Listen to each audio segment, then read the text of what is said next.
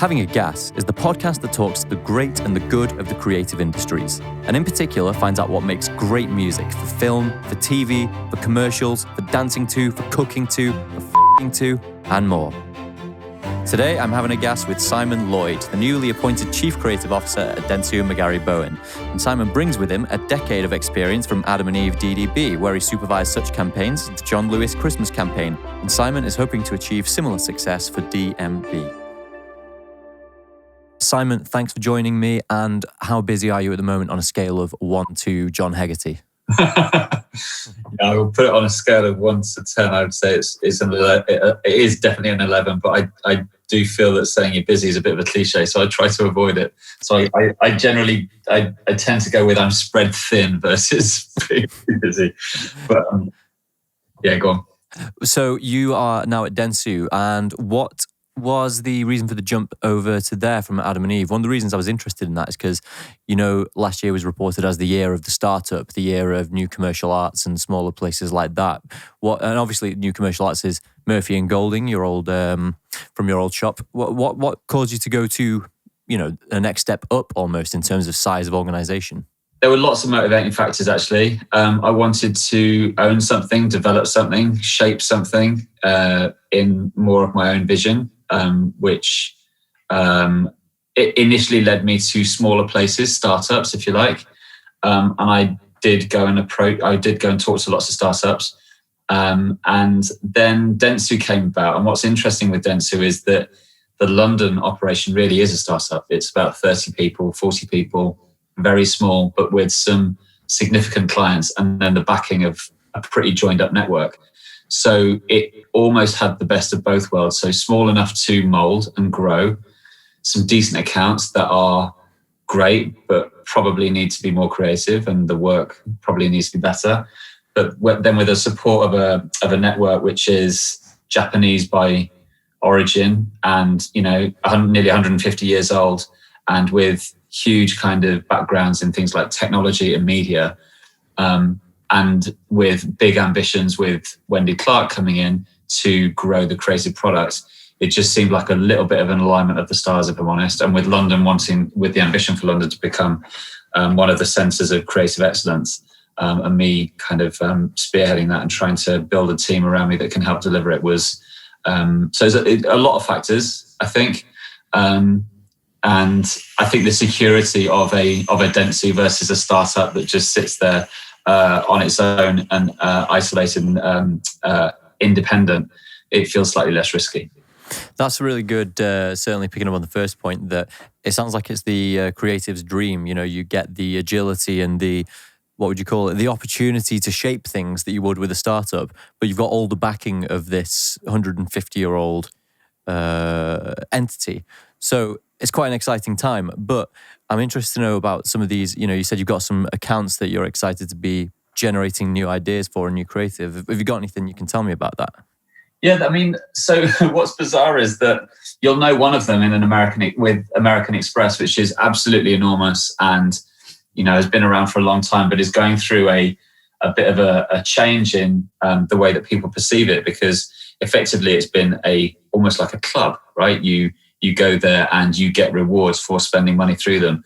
But a lot of the younger generation don't really want that anymore. And there's a lot of competition for small, independent financial solutions. So they're going through a bit of a transition. But Andy, the main client over in the US, has got big ambitions for the work to be better, which is why I've hired Paul Cohen to kind of really help me move on that creative product. He's a colleague that I used to work with at Adam and Eve DDB. He's a real force, and he's going to help shift all of that on. And then you've got Asahi, which is a Japanese beer, which when you're in a Japanese network and you've got a Japanese product, it's just, it's begging for some great work. It's really, the packaging, you look at the packaging of the bottle and it's really, really cool. But it's almost cool by default versus the work that you've seen for it. So we've now got to produce some work which actually makes it talk in a way that is becoming, I guess, of the brand that it currently is. So we're currently working on that at the moment. Then we've got a big insurance company. It's the biggest insurance company in the world, called Generali. And if you live in the UK, you won't have heard of it. But if you're anywhere else in Europe or the rest of the world, it is the insurance company. They are everywhere, and they've got big ambitions to cut through, and they call themselves the red in this blue sea of kind of financial insurance companies. So that's got massive potential. And then the one I've been working on today actually is this one called DAZN, DAZN, which is a sports streaming service. Yeah. Now, they are massive in Germany. They're really big in Japan, not so big in the UK, but they've got ambitions to become effectively the Netflix of sport. And with an ambition as big as that, and with the beginnings of, we're now developing a new brand campaign for them at the moment. And the clients are really, really ambitious, very brave. They want to cut through. They know they've got to cut through. And if we can get the work to match up to that, in 10 years' time, I think they will be the kind of company that will really rival the skies of this world, which I think is an exciting thing to be a part of. Yeah, this is all really exciting, surely for you as you know, the incumbent CCO as well, because it sounds like the picture of things there is you have I think we mentioned 4 brands there that are just not particularly famous in this market. We know Amex is famous, right? But like you said, you're presented with you're not taking things that are already household names and already well established in the ad market. So is that somewhat daunting when you're kind of carrying all of them at once, you know, while still being exciting? And yeah, I mean, I'm not going to compare any of those to a John Lewis, but when I first started at Adam and Eve, John Lewis wasn't known for Christmas. Yes. Right? And I've seen that journey. I've seen what brands can go on. I've seen what agencies' journeys look like. And I mean, many brands try and replicate the success of John Lewis, but when you can see the transformation, and now that brand just owns Christmas. They are the brand that just everybody else tries to. If anybody could even get close to that, then you'd be happy. I mean, the John Lewis ad I was like 19 when those started becoming cultural events, and it felt like the Super Bowl at one point.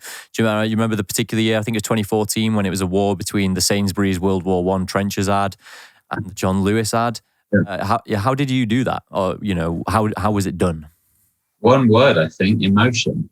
Okay. And it was a great relationship. You know, we've talked about the 4 founding partners of Adam and Eve. So John, Ben, David, and James just had a great relationship, have a great relationship with Craig, and the vision of the client and the vision of the agency to effectively hit people with emotion in advertising hadn't really, really been done before. And it actually didn't happen for Christmas. It actually happened with Always a Woman, which is the little girl in the red dress who grows up. That was the one that the papers coined as being the ad that made the nation cry. And then Emotion for Christmas then came off that. There was actually a couple of Christmas ads that nobody really remembers, but that didn't really deliver on the emotion. But it was the long wait that was the little boy waiting for Christmas Day, and you think he's waiting to open his presents. He's not, he's waiting to give one. That was the turning point. And then every year in the creative department, every year there's 300 scripts all trying to beat it year after year after year. And you're right, it is like the Super Bowl. But the difference is with the Super Bowl, there are many brands all competing for the limelight. Whereas for John Lewis, they're the one to beat. And if they get it wrong, then you know about it. And if you get it right, equally so. So it's a tough thing to do. I think especially during COVID, when Christmas was at that very peculiar point, I think they actually played it very well by doing good. And a lot of the work that was around the campaign that happened this last Christmas was actually great at kind of not just saying it, but doing it as well. And I think that was really well played. But Craig's no longer there anymore. So there's this new wave, these new clients that are coming in. So fit of the audience who might not know, who's Craig? Craig English is the ex-marketing director of John Lewis. And he was very closely works with all the 4 founding partners and in later years, Rick and Tammy and Goffey. Rick Brim being my old boss, at developing that great emotional work. And not just TV, actually, right the way through the line. And it was a great partnership, and they're going through a new change at the moment. So it'll be interesting to see if that continues, how it continues. It's interesting, isn't it? Because John Lewis may be the example of the kind of chain that are really up against it after COVID, because they are still primarily an in-store experience. What's going to happen for people like that? What's going to happen for those brands? going to be fascinating, right? It's much bigger than just John Lewis. It's the whole physicality of the high street, physicality of offices just in general. We had an email sent around earlier talking about our office plan for when perhaps we do go back this summer. And you sit there and think, maybe we don't all need to be sitting in rows looking at laptops. Maybe just desks in general are now really quite redundant, because actually, if you do want to sit at a desk and look at your laptop, you're probably going to want to be doing that from home, not really traveling into London, the expense, the time, the energy, to then just go and sit and look at an email stream with everybody else. Yeah. Doesn't really make a lot of sense. So I think lots of things are going to change, hopefully for the better. But I do think there is this desire for physical spaces, whether they are physical retail spaces, as in a place I go to buy something. Yeah. John Lewis has always been very, very good at the knowledge of partners. So the partners are the people who work there. They aren't just employees. They're all of their salaries are based on the effectiveness of the company, right? That's why they call them partners. So those people, it's in their best interest to have a good customer relationship. And that is why lots of people do and still go to John Lewis to get the information that they need about whatever it is they're buying. There will always be a need for that, I think, whether you buy it at that point or not, or whether you just go there to seek the advice. And I've been chatting to other people about, high-end retail experiences, whether that's Sonos, for example. If I'm going to spend a lot of money on a sound system, I probably want to go and listen to what it actually sounds like. Yeah. Therefore, you probably need to go somewhere and actually hear what the thing is. Is that a retail space? Is it more of an experience space? I think going and seeing something, holding it, seeing it, touching it for real will always be necessary. I think the question is whether that is the high street, whether they are shops or not. It's interesting. We did this we did a bit of an experiment in terms of trying to work out what the high street actually was. And actually, it's only in the last 20 or 30 years that the high street's been a retail-only environment. It didn't used to be like that. There used to be libraries and many more places that you go to just socialize or to interact or to see people. And I think that's probably what the future of those spaces are, which is not just all based around buying. Yeah, I'm really happy you raised that point, because that was it was one of the moments where you articulated something that I was trying to put together in my mind, and that was exactly it. We found through COVID that we are a social species. We're desperate for the company of others. And I never thought about that idea about spaces not being, retail spaces not necessarily being for the transaction, but actually being an extension of the brand building experience, an extension of the advertising. So that's very interesting. Have you seen any plans for working that out with any of your current or previous clients? I think, well, look, I've seen glimpses of it. You go to like a Harrods or a Liberties or a Selfridges. I'd argue that they're not necessarily transactional environments. You go there because of the atmosphere and the things you see and the way in which you see it. So I don't necessarily know that this is a new thing, but I think it's something that will become much more popular. The Apple Store have been rolling out for years. Exactly. But then you look at the most progressive companies in the world, the Twitters, the Googles, the Facebooks, you go to their offices, they don't really have banks and banks of desks. They'll have an auditorium and a breakout suite and sofas and little pods where you can do calls. So that to me is what it looks like in the future. Less banks and banks of emails. I think we will look back to the time before COVID and go, remember when we all used to pack on trains every single day to go and stare at screens? Yes. And I think in advertising, I think we were in one of those industries where you'd argue it was never really going to change. It takes something big like this, I think, to change perceptions. Yeah, I think you're right. This is a point I've spoken a couple of times to Rory Sutherland, and he is good at taking the abstract view and seeing, what's going on under the surface. And, you might say, as an example, the way that schools operate were clearly to imitate a manufacturing environment. There are bells when things stop. There are bells when things start. Everyone lines up. And so one thing that Rory was pointing out to me was that for many years, what people were doing or have been doing is taking their laptop from home, taking it to the office, and then sending emails on that same laptop and then taking it home to replicate the typewriter telephone setup. Yeah. It's bizarre when you think about it. Yeah. I think I know a lot of bad has happened, but I hope good things will come as a result of it. I really do, because I think it's a lot of things needed to change. Yeah. I actually, bizarrely, know this might sound negative, but a creative has just resigned. And I asked why, and he said, this has just really made me think.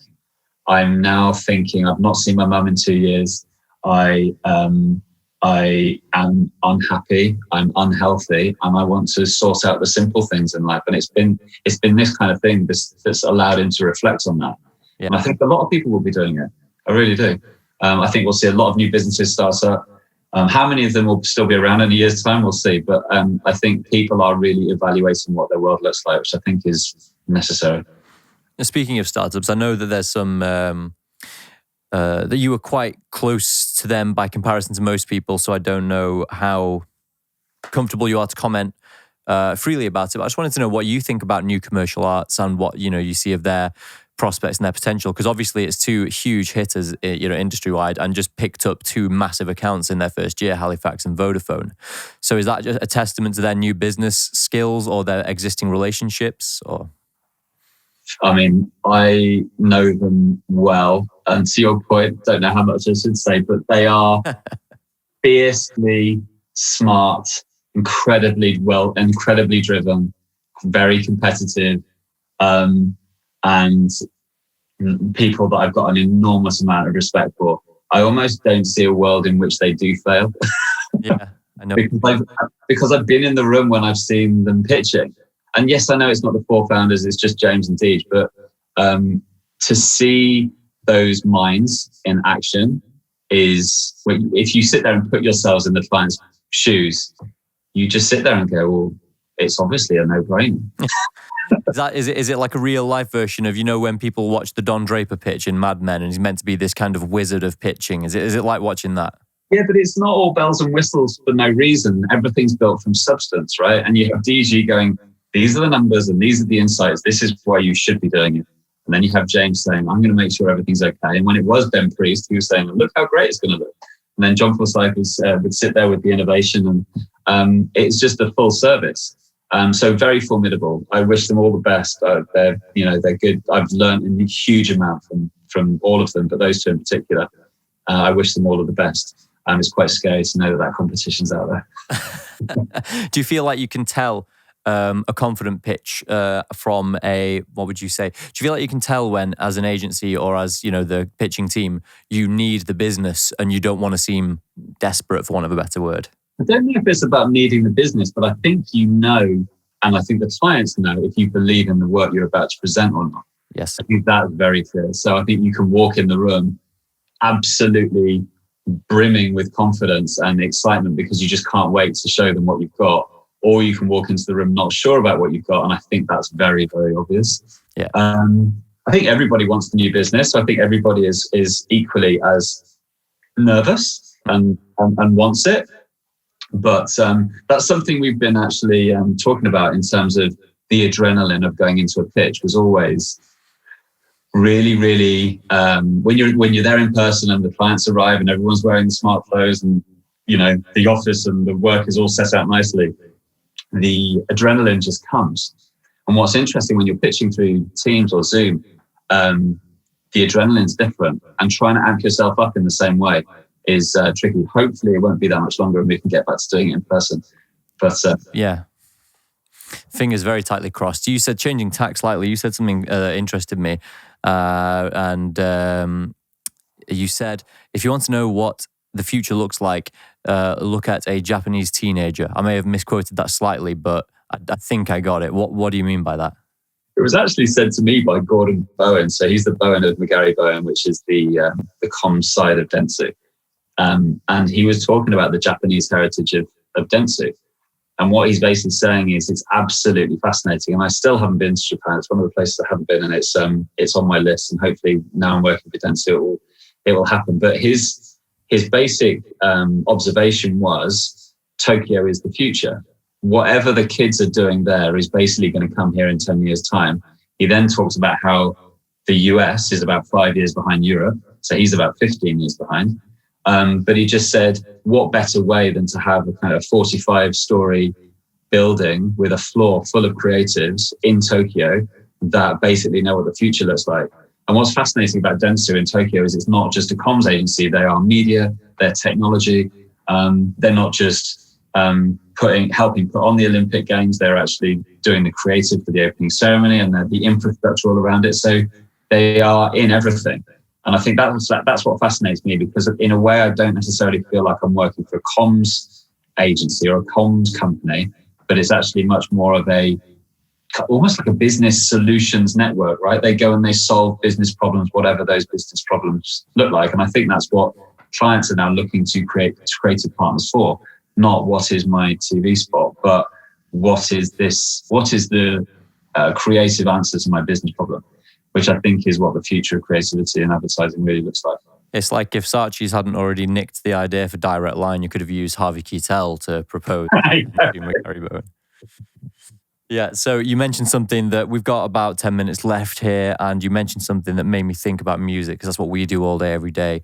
Yeah. And you were talking about Europe being about 5 years ahead of the US. And it's not scientific, it's not falsifiable, but there are times when that seems like it's definitely the case. And one example is punk rock. It felt like it touched down in London at about 75 and then didn't really make its way to Chicago and New York till about 80. Now, some people will say the Ramones. Okay, I get it. But a lot of the punk people, Black Flag and all the people I idolize, Steve Albini, big hero of mine, are all 80s people.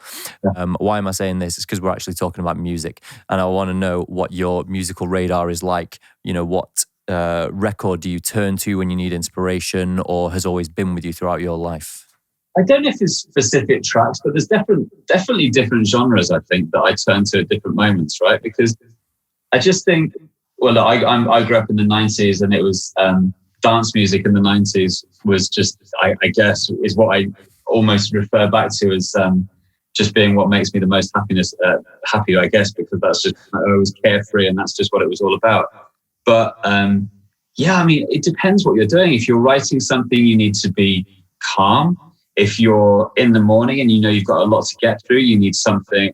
I often just listen to house music. I really do. And quite often in the mornings when you've got a lot that you need the motivation from the music to kind of push you through. Other days I'll just sit there and go, I just fancy a bit of Tears for Fears. I mean, it's weird. I think some people almost pigeonhole themselves into a specific genre. I definitely feel like I span quite a lot of that. But I think what's useful is when you do listen to lots of different things, I think it's easier to then have what are ultimately really, really subjective music conversations around music when it comes to advertising. The joke when doing John Lewis, whether it's Christmas or not, is that you basically spend about 3 months making the ad and then 3 months deciding what music you're going to put on it. Yeah. And the director always has an opinion of what they think it's going to be from the very beginning, but always the client has an opinion. Then generally within the client group, there's about 3 or 4 differing opinions. So I think if the one thing, having a wide range, I think is really useful because it allows you to then put yourselves in the shoes of other people, realize that there often is not just one answer, which I think is often really surprising. If there's one thing I've learned is the power of a mood film can help sell an idea, can help sell a vision or a dream for a campaign. And what I find fascinating is you can put 2 or 3 different tracks on the same story, the same pictures, and it feels entirely different. That's exactly right, yeah. It's so bizarre. And so the power, I think, is incredible, should never be underestimated. One of the things that I learned really from my days at Adam and Eve is just advertising is very easy to ignore, but it's very hard to ignore if something makes you feel something. Mm-hmm. And that's what John Lewis have just done, right? For years and years now.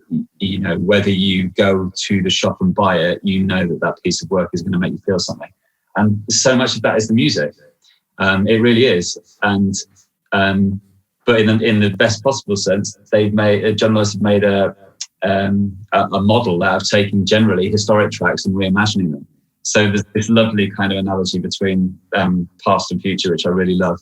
And what's so bizarre is that it is like the Super Bowl in the way that the day it comes out, you're in the car the following day and it's being played on Radio 1. Yeah. Just such the catalyst of the work, just putting that music through the roof is just incredible. And then in the one that I did, we then go and record it with a full 52-piece orchestra. It's just incredible to watch and to be a part of. And of course, Dan, who is probably the loveliest guy in pop music, isn't he? Absolutely. I think he was recording from his little studio in LA at the time. We had to get him to redo it about 3 or 4 times. But no, it was incredible to be a part of. Really is. And you know, the music on those particular campaigns, I think, is always the thing that always elevates it and gives it that prestigious. And it's expensive to do as well, right? To buy the rights for these tracks, it's generally always the big players that do it because the licensing is just always so expensive. But yeah, not one to be underestimated. Yeah. One of the axes that we grind frequently is because, you know, we're composers, we are also supervisors, but we got into it for composition and supervision. You know, for a while I was like, oh, it's not really creative. It's just taking something that already exists and whacking it on. But when you start doing the search, you know, as a supervisor, you experience the thrill of transforming the film with different tracks, and you want all of them. Yeah, and it is transformed, and it's very hard to do that. You know. You sometimes you get directors' treatments in and you go, right, we've got a different person, different treatment, different way in. And a lot of the time, a lot of the treatments are very, very similar, but it's really so different with music because it can just instantly switch everything, which I think is a huge power. So, yeah. I've got one more question about John Lewis before you go. You said 3 months making, 3 months music, but with the Elton John, surely the music was locked in from day one. Yeah, I mean, that was one of the rare differences, I guess. I actually watched that one from the outside, so you'd need to speak to Rick and Mike if you wanted the detail on that. But that was the one where it was locked in. And mainly really because it's got those very, very specific scenes, right? So you're transferring from one to the other. So that was almost locked down to begin with, scene by scene. So that's, probably the one exception. I love that one. We did an overdub of it, like a bad lip reading where we, you know, read all the voices and stuff. So that was a fun little job. But I sense that, you know, we're time is pressing and we're coming up on the end. So I suppose I don't know. No, there's no clinching question I can fit into this time. So I guess it's best of luck with these super demanding briefs you've got. Transform them into, you know, famous brands. How do you pronounce it? DAZN? DAZN. DAZN. Right, well, that's a brand problem, isn't it? You'll know about it in 5 years, I reckon. I've no doubt. I really look forward to it, though. And, you know, let's speak again. We will be in London, that's for sure, before the end of the year. I really hope we get to come down and see you guys and see the deskless offices. Look forward to it. Cheers, Simon. Have a great day. Thank you. Thanks a lot.